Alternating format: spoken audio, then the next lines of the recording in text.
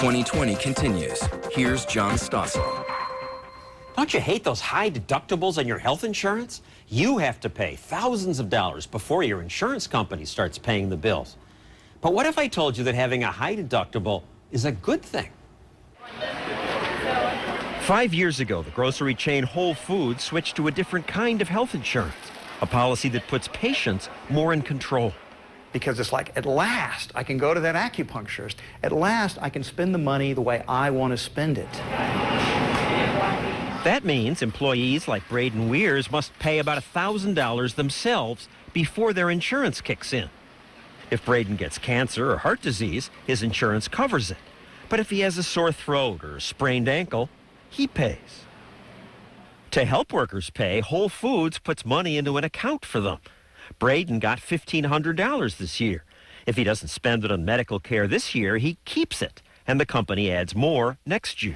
And I have plenty of money left over so I can go get my new prescription glasses at the end of the year. HSA puts you in control. Most companies call these accounts HSAs, health savings accounts, or health reimbursement accounts. So you try this new system, and what happened? Our cost went way down. How y'all doing today? But some employees were mad. They said, "We want our full coverage back." When you go from a system where people are very dependent and now you're telling them, hey, you have to take more responsibility for your own health, that was frightening to them because they were going to have to be responsible for themselves. And they weren't going to be taken care of any longer. So you had a vote.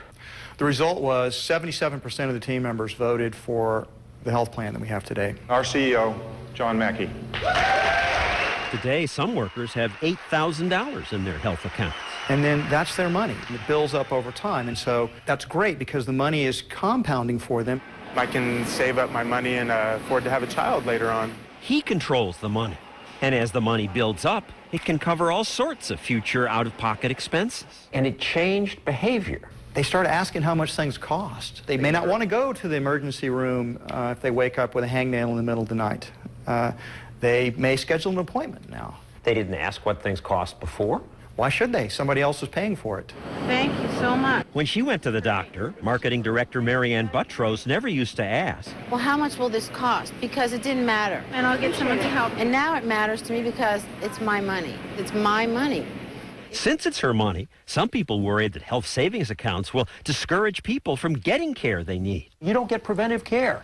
You don't go to the doctor when you've got something you think might be wrong. Maybe they economize by not getting health care that they need. The premise in those kind of questions, John, are that people are stupid.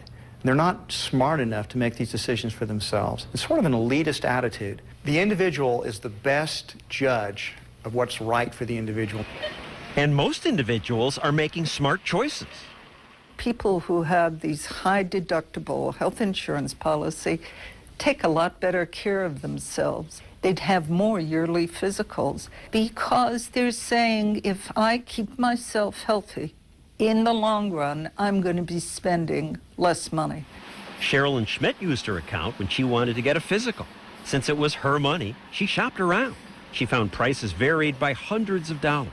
If I had regular insurance, I would have never called around and asked for prices. I would have just walked in, showed my card, said, I need a physical, and they would have given me a physical. And I don't even really know what they would have given me because I would walk in and say, I need a physical, and they would say, okay, well, this is what a physical entails, done.